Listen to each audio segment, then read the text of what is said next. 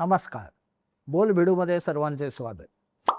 तृणमूल काँग्रेसमधले बंडखोर हे भारतीय जनता पक्षात सामील होणार किंवा त्यांचं विलिनीकरण होणार अशा बातम्या सुरू असतानाच काल रात्री अचानक तृणमूल काँग्रेसच्या बंडखोर गटाने एका वेगळ्याच पक्षामध्ये स्वतःचं विलिनीकरण जाहीर करून टाकलं. तो पक्ष आहे nationalist citizens party of India, NCPI. हा पक्ष फारसा कोणाला माहिती नाही. त्रिपुरातला पक्ष आहे. 2023मध्ये तो स्थापन झालेला आहे. त्यांनी विधानसभा निवडणूक लढवली होती आणि जेमतेम 1001 मतं त्यांना मिळाली होती. बहुतेक ठिकाणी त्यांचं डिपॉझिट गेलेलं होतं. हा पक्ष तेव्हाही भारतीय जनता पक्ष म्हणजे NDAमध्ये होता आणि आता त्याच पक्षात अचानक या बंडखोरांनी आपलं विलिनीकरण जाहीर करून टाकलेलं आहे. या पक्षाचं हेड ऑफिस हावडामध्ये आहे. म्हणजे जरी तो त्रिपुरातला पक्ष असला तरी त्याचं हेड ऑफिस हे हावडामध्ये आहे. सध्या पक्ष जे चालवतात म्हणजे पक्षाचे सध्याचे अध्यक्ष आणि ते कार्यवाह हे नवरा बायको आहेत, पती पत्नी आहेत आणि त्यांची एक NGO पण आहे. तर या पक्षामध्ये अचानक तृणमूल काँग्रेसच्या बंडखोरांनी आपलं विलिनीकरण जाहीर केलं. हे करण्यापूर्वी एक छोटी घटना घडली होती आणि तीही महत्त्वाची आहे. काल रविवारी संध्याकाळी तृणमूल काँग्रेसच्या ममता बॅनर्जी गटाकडनं कीर्ती आझाद हे सभापती, लोकसभेचे जे सभापती आहेत ओम बिर्ला, त्यांना भेटले आणि त्यांनी लक्षात आणून दिलं की बंडखोर गटाची अशी स्वतंत्र स्थापना करणं किंवा त्यांना वेगळी जागा देणं हे राज्यघटनेशी सुसंगत नाही. आणि मुख्य म्हणजे एकनाथ शिंदेंच्या वेळी जो सुप्रीम कोर्टाने निर्णय दिलेला होता जस्टिस चंद्रचूड यांच्या बेंचने, तो लक्षात घेता अशा पद्धतीने एका पक्षातल्या वेगळ्या गटाला स्वतंत्र स्थान लोकसभेत देणं कठीण आहे किंवा ते घटनेशी सुसंगत नाही. थोडक्यात म्हणजे बेकायदेशीर होईल. त्यांची भेट अक्षरशः 2-4 मिनिटच झाली असं सांगतात. त्यांनी एक पत्र दिलं कीर्ती आझाद यांनी. ते पत्र अभिषेक बॅनर्जींनी लिहिलेलं होतं आणि त्याच्यात हा सगळा घटनाक्रम एकनाथ शिंदेंच्या वेळेचा सांगितलेला होता. त्यानंतर रात्री बंडखोर गटाकडनं यांची अध्यक्षांची भेट घेण्यात आली, म्हणजे ओम बिर्ला यांची भेट घेण्यात आली आणि नंतर असं जाहीर करण्यात आलं की आमचा गट हा नॅशनलिस्ट सिटिझन्स पार्टी ऑफ इंडियामध्ये विलीन होत आहे. भारतीय जनता पक्षाने असं का केलं असावं हा आत्ताचा प्रश्न आहे. त्याचं एक कारण असं सरळ दिसतं की आत्ताच्या घडीला कोर्टाच्या मोठ्या झमेल्यामध्ये अडकायची गरज भारतीय जनता पक्षाला वाटत नाही किंवा त्यांना कोर्टातले जे काही सुनावणी होईल किंवा जे वाद प्रतिवाद केले जातील ते सगळे पुढे ढकलायचे, म्हणजे बराच काळ त्यात जाऊ द्यायचं आहे. आत्ताच्या घडीला घटनेतल्या तरतुदींनुसार हा गट एका दुसऱ्या पक्षात विलीन होऊ शकतो असं त्यांना वाटतंय, म्हणजे भारतीय जनता पक्षाच्या नेत्यांना किंवा बंडखोर गटाच्या नेत्यांना वाटतंय. दुसऱ्या बाजूला काँग्रेसमधले अभिषेक सिंघवी वगैरे यांचं मत असं आहे की जरी हा स्वतंत्र गट स्थापन झालेला असला आणि त्याने ममता बॅनर्जींपासून फारकत घेतली असली तरी त्या गटाला विलीन होता येत नाही. राजकीय पक्ष एकातनं दुसऱ्या पक्षात जाऊ शकतो, गट जाऊ शकत नाही, जरी त्यांना 2/3 बहुमत असलं तरी. म्हणजे जोपर्यंत ममता बॅनर्जी ठरवत नाही की नॅशनलिस्ट सिटिझन्स पार्टी ऑफ इंडियामध्ये आपण सामील व्हायचं किंवा विलीन व्हायचं, तोपर्यंत त्या पद्धतीने आपल्याला विलिनीकरण मान्य करता येणार नाही असं काँग्रेसचं म्हणणं आहे.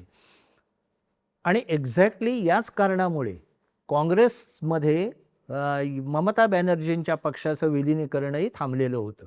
कारण विलिनीकरणाबाबतचा नियम असा आहे किंवा कायदा असं सांगतो की जरी पक्षाच्या अध्यक्षाला वाटलं की विलिनीकरण करावं तरी सुद्धा त्याला आमदार किंवा खासदार यांच्यापैकी 2/3 आमदार खासदारांची संमती मंजुरी मिळवावी लागते.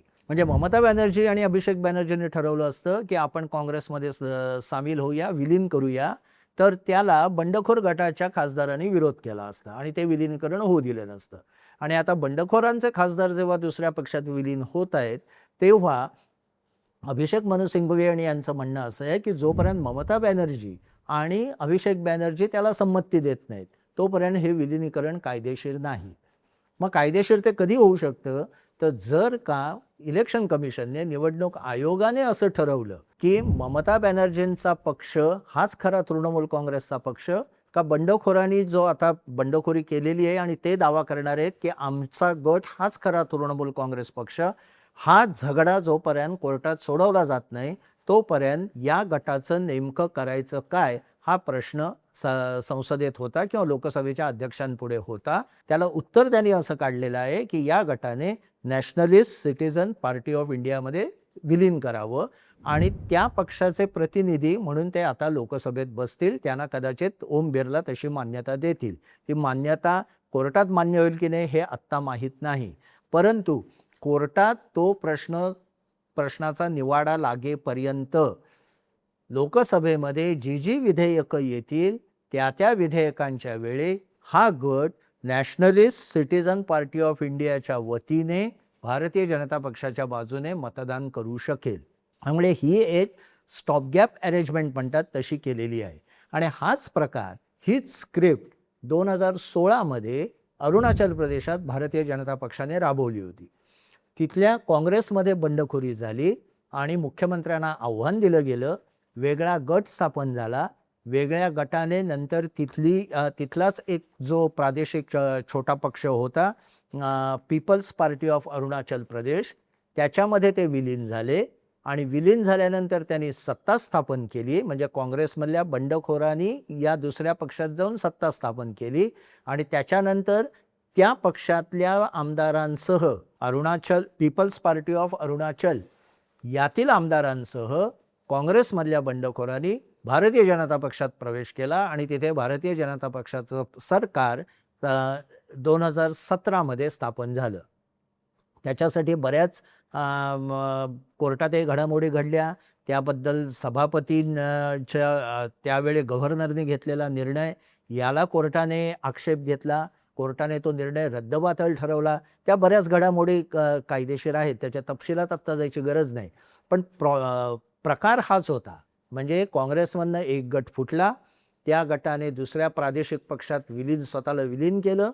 तो प्रादेशिक पक्ष ताब्यात घेतला. नंतर त्या प्रादेशिक पक्षासह भारतीय जनता पक्षात पुन्हा स्वतःला विलीन करून घेतलं आणि स्वतःची सत्ता अबाधित ठेवली त्या बंडखोर गटाने. मात्र 2019मध्ये अरुणाचलमध्ये जेव्हा पुन्हा विधानसभेच्या निवडणुका झाल्या तेव्हा हा बंडखोर गट मोठ्या मतसंख्येने निवडून आला, हेही लक्षात ठेवलं पाहिजे. म्हणजे तिथल्या जनतेने हे जे काही चालू होतं, जे नैतिक होतं अनैतिक होतं, त्याच्याबद्दल बरंच आपण वाद घालू शकतो, पण त्या सगळ्याला जनतेने एक प्रकारे मान्यता दिली. कारण मोठ्या मेजॉरिटीने पुन्हा एकदा तिथे काँग्रेसच्या बंडखोरांचं सरकार भाजपच्या झेंड्याखाली सत्तेवर आलं. मला वाटतं बंगालमध्ये याच पद्धतीने भाजपला जायचं आहे, परंतु भाजपला इथे सत्ता मिळवायची नाही आहे. पश्चिम बंगाल आणि अरुणाचल किंवा महाराष्ट्र याच्यात फरक हा आहे की महाराष्ट्रात भाजपला सत्ता मिळवायची होती, अरुणाचलमध्ये भाजपला सत्ता मिळवायची होती, बंगालमध्ये भाजपला सत्ता मिळवायची नाही आहे. बंगालमध्ये भाजपची सत्ता मोठ्या बहुमताने आहे, त्याला त्यांना धक्का लावायचा नाही, आपल्या कार्यकर्त्यांना नेत्यांना धक्का लावायचा नाही. मात्र मग त्यांना हवं आहे काय? त्यांना एवढंच हवं आहे की ममता बॅनर्जींचा ऑरा, त्यांचा प्रभाव जो आहे तो कमी व्हावा.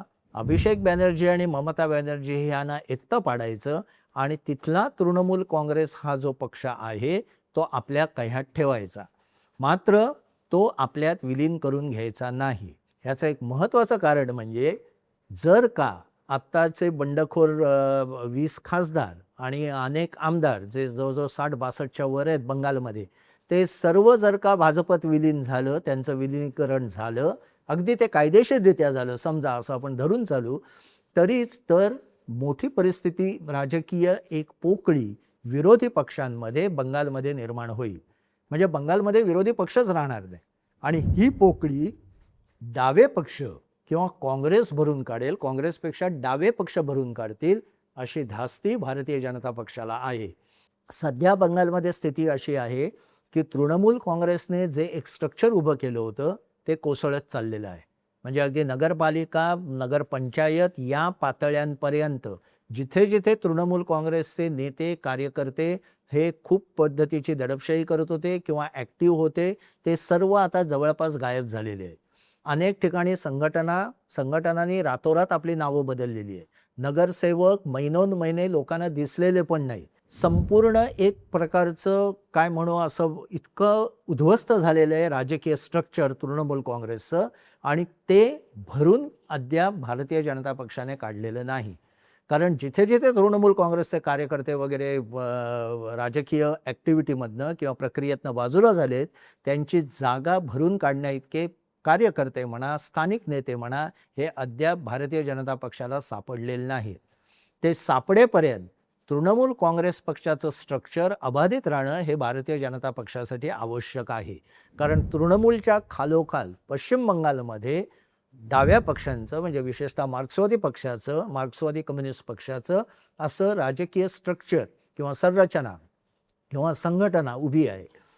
ते जर का क्रियाशील झाले, तृणमूल काँग्रेसच्या जागी जर का मार्क्सवादी कम्युनिस्ट पक्ष क्रियाशील व्हायला लागला, काँग्रेसही क्रियाशील व्हायला लागली, तर भारतीय जनता पक्षाला ते नको आहे. भारतीय जनता पक्षाला म्हणून तृणमूल काँग्रेस ही जगायला हवी आहे. तिचं स्वतंत्र अस्तित्व हे भारतीय जनता पक्षासाठी पश्चिम बंगालमध्ये आणि तसंच लोकसभेतही आवश्यक आहे. अन्यथा भारतीय जनता पक्षाला तिथे कम्युनिस्ट पार्टी आणि काँग्रेस यांच्याशी तगडा संघर्ष करावा लागेल किंवा पुढच्या 4 वर्षात हे 2 पक्ष ज्यांना भारतीय जनता पक्षाने गेल्या 10 वर्षाच्या राजकारणात बऱ्यापैकी पश्चिम बंगालमध्ये संपवलं, जवळपास मागच्या तर विधानसभेत त्यांचा एकही आमदार निवडून आलेला नव्हता. म्हणजे 2021च्या आत्ताच्या विधानसभेत थोडेफार आमदार निवडून आलेले आहेत. त्यांना पुन्हा संजीवनी मिळू शकते जर का तृणमूल काँग्रेस पूर्णपणे भारतीय जनता पक्षात विलीन झालं तर. म्हणून हा पक्ष जिवंत ठेवायचा, त्याला त्याचं विरोधी पक्षाचं काम करू द्यायचं, मात्र एका मर्यादेतच ते काम करू द्यायचं. म्हणून जर का तुम्ही तृणमूल काँग्रेसचे बंडखोर आमदार किंवा खासदार काय बोलतायत हे बारकाईने ऐकलं, तर ते सतत असं सांगतायत की आम्हाला केंद्र सरकारबरोबर संघर्ष करायचा नाही. ज्या ज्या गोष्टी बंगालसाठी चांगल्या आहेत, मग ते केंद्र सरकार करून दे, राज्य सरकार करून दे, त्याच्यासाठी आम्हाला सहकार्य करायचं आहे. कारण बंगालची उन्नती होणं आवश्यक आहे. मात्र जिथे जिथे आवश्यक आहे तिथे आम्ही भारतीय जनता पक्षाला विरोध करू किंवा विरोधी पक्षाची आमची भूमिका बजावू, अर्थात त्या मर्यादेत.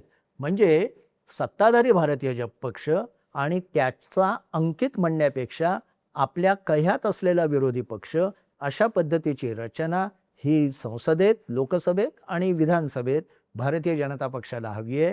आणि म्हणून हे दुसऱ्या पक्षात मर्जर तिकडनं पुन्हा काही दिवसानंतर ते पुन्हा क्लेम करतील. म्हणजे याने काल बंडखोर गटाने काल सांगितलेलंच आहे की आम्ही आत्ता या लहान पक्षात जातोय, पण नंतर आम्ही तृणमूल काँग्रेसवर आमचा दावा लावणार आहोत की आमचाच पक्ष खरा आहे. हा दावा आम्ही निवडणूक आयोगाकडे ते लावतील. निवडणूक आयोग त्याची तपासणी करेल. त्याची एक पद्धत आहे. त्या प्रक्रियेतनं तो जर का दावा खरा ठरला तर तृणमूल काँग्रेस हाच पक्ष बंडखोरांच्या आधिपत्याखाली पुन्हा उभा राहील. ममता बॅनर्जी आणि अभिषेक बॅनर्जी यांना शरद पवार किंवा उद्धव ठाकरेंसारखं वेगळं चिन्ह घेऊन आपलं अस्तित्व टिकवावं लागेल.